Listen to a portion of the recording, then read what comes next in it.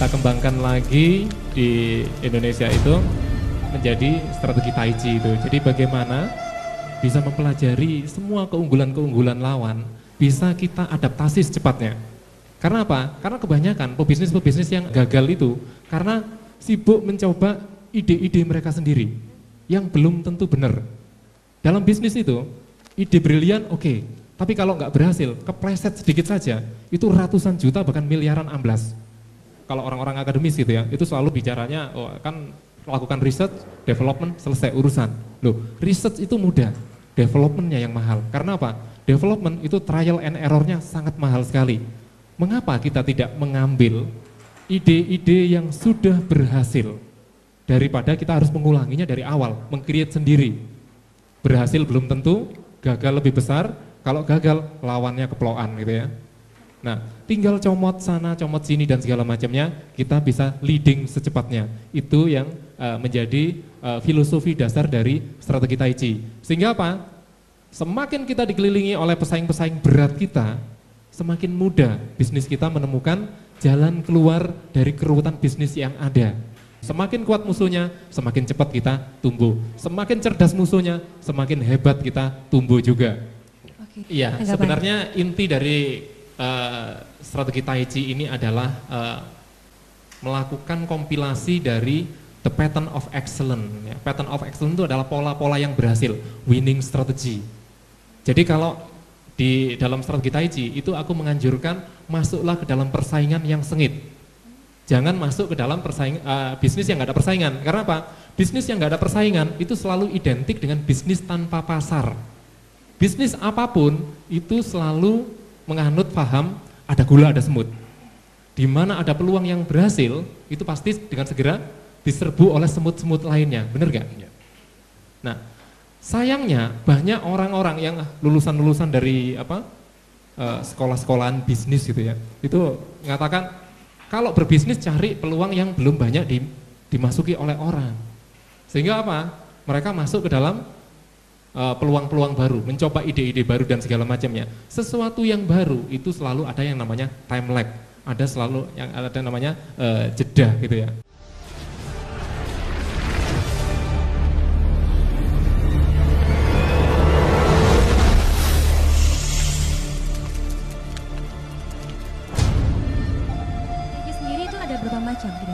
Sebenarnya strategi Tai Chi sendiri ini dia tidak pernah dibatasi oleh berapa macam ya sebenarnya. Karena apa? Dia sangat fleksibel sekali. Setiap kelebihan-kelebihan yang berhasil di-create oleh lawannya, itu dia akan mengadopsi dengan cepatnya. Jadi yang babak belur lawannya, yang panen dia gitu ya. Jadi itu inti dari strategi Tai Chi sendiri. Tapi kalau ditanyakan ada berapa banyak sebenarnya yang paling yang paling utama, sebenarnya tidak mengakar pada strategi Tai Chi-nya sendiri, tapi strategi bisnis dan marketing itu sendiri. Strategi bisnis dan marketing itu sendiri, itu sebenarnya letaknya hanya di 3 poin saja. Pertama itu adalah apa? Kalau Anda ingin menang, seperti yang disebutkan dalam strategi Sun Tzu ya Pak ya, itu jangan berperang kalau Anda tidak mungkin menang gitu ya. Salah satu ajarannya kan itu. Nah sama, di sini Anda nggak akan mungkin bisa menang kalau Anda tidak punya keunggulan kompetitif. Keunggulan kompetitifnya itu apa? Paling tidak Anda harus punya better product, better price, better place, better promotion, and better people gitu ya. Itu paling enggak Anda harus punya keunggulan terlebih dulu di sini. Nah, yang kedua itu adalah kalau sudah punya keunggulan kompetitif seperti ini, tapi bisnis Anda enggak jalan-jalan juga, itu pasti problemnya satu. Itu strategi marketingnya enggak pas itu.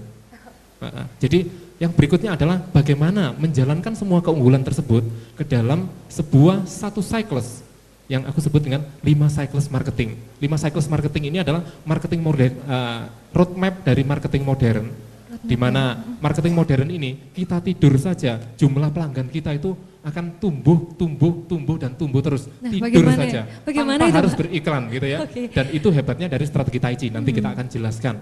Nah yang terakhir, semua keunggulan, semua strategi itu nggak mungkin bisa dijalankan kalau kita pas-pasan kantongnya, bener ya? Nah, itu kita butuh yang namanya strategi leverage. Apa itu Pak? Strategi leverage itu namanya kalau kita istilahnya disuruh mindahin berangkas sendirian itu kan susah. Suruh ngangkat mobil sendirian susah, tapi kalau ada dongkrak itu kan lebih enteng gitu ya. Nah, leverage itu adalah alat bantu. Jadi bagaimana kita bisa mengadopsi strategi dari pesaing-pesaing terberat kita, sehingga mereka itu bisa membuat bisnis-bisnis yang ada di sekeliling mereka, itu membantu mereka berebut dan ngantri-ngantri. Itu yang harus diadopsi. Nah, itu 3 core kompetensi dari ilmu Tai Chi strategi ini sebenarnya. Oke, terus ini berhubungan dengan tadi kan harus tahu bagaimana situasi dari pesaing ya Pak ya? Betul. Otomatis kan sekarang di dunia saat ini, di era globalisasi saat ini, pesaing-pesaing kita itu tidak ada yang bisa diremehkan. Betul. Jadi istilahnya pesaing-pesaing itu sangat berat-berat sekali. Betul. Nah mungkin dari strategi Tai Chi itu bagaimana cara mengunggulinya Pak? Jadi gini, strategi Tai Chi itu mengembangkan satu pola yang disebut dengan pattern of excellence. Siapa pesaing terberat di bidang bisnis kita? Ambil 5. Pelajari strategi keunggulan kompetitif mereka di Better 5P tadi. Karena apa? Kalau kita runut-runut, kita kan nggak tahu nih, better product yang model apa yang bisa diserap oleh pasar, bener nggak? Better price model gimana yang bisa diserap oleh pasar? Better place model gimana yang bisa diserap oleh pasar? Daripada kita ngarang-ngarang, kita menebak-nebak dan segala macamnya, kan mending langsung comot saja dari 5 pattern of excellence tadi. Sehingga apa? Kita bisa menemukan, oh pesaing ini dia lebih hebat di strategi better produknya. Ini dia juga lebih hebat dari strategi better produknya, tapi better place-nya dia jelek.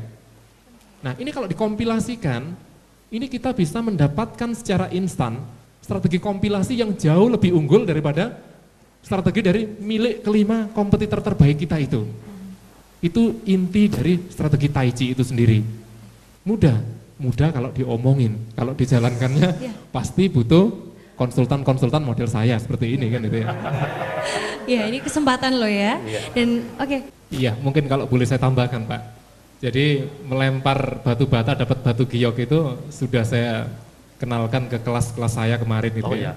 Itu bagaimana sebuah kedai bakso yang awalnya udah ngap-ngapan mau dijual gitu ya. Ngapain kalau dijual kalau bisa menghasilkan lebih banyak lagi. Caranya gimana? Amati semua keunggulan dari pemain sejenis dan segala macamnya, serap. Itu yang teknologi strategi Tai Chi-nya pertama. Terus habis gitu gunakan strategi sense yang tadi itu. Lempar batu bata, dapatkan batu giok. Awalnya apa? Kita minta setelah yang namanya kedai ini yang tadinya biasa-biasa saja, itu setelah didandani hanya dalam 3-4 hari, itu setelah itu masakan yang tadinya biasa-biasa saja diminta langsung chefnya itu datang dari hotel dan segala macam diberesin juga, nggak bisa bayar, direkrut jadi partner gitu ya. Habis gitu duitnya sudah habis-habisan buat masakan yang mau dijual itu karena sudah enak di-upgrade sama jagoan kulinernya, itu dibuat voucher for free gitu ya. Voucher for free 100 orang untuk 50.000. Jadi kira-kira 3 porsi baksonya itu disebar ke karyawati-karyawati dari perusahaan-perusahaan. Sehingga apa? Karena biasanya karyawati itu senangnya rasan-rasan gitu ya. Jadi begitu dapat satu voucher, mereka datang sama apa? 3 orang. Vouchernya hanya berlaku untuk 1 hari pada jam 11 sampai jam 7 malam. Nah, karena takut kehabisan dengan vouchernya itu, semua pada datang serentak. Apa yang terjadi? Yang terjadi adalah, wow ini rumah makan baru ya rupanya ya. Kemarin nggak kayak gini, sekarang udah bagus seperti ini. Begitu dapat voucher for free-nya itu, datang langsung masuk, ngerasain ini, ngerasain itu. Begitu enak, dia cerita. Dari 100 voucher membawa 280 orang. 280 orang karena free, nggak ada hambatan apapun, ngerasain enak gitu ya. Begitu enak, dia cerita ke 10 orang di kantor-kantornya, di ini ya dan segala macam. Besoknya, ini kedai bakso yang tadinya sudah mau bankrupt ini, itu langsung diserbu oleh 1.600 orang. Besoknya rutin 1.800 orang. Keuntungan satu mangkok hanya sekitar Rp5.000. Tapi dikalikan. Kali 1.800, langsung sendiri. 270 juta per bulan bersih. Padahal tadinya mau dijual 100 juta, nggak ada yang laku, nggak ada yang mau. Gitu. Ya ini adalah strategi melempar batu bata dapat batu giok ya Pak. Ya, sepertinya ada kolaborasi di sini. Apakah seperti itu? Kita akan kembali lagi di Harmoni Kehidupan.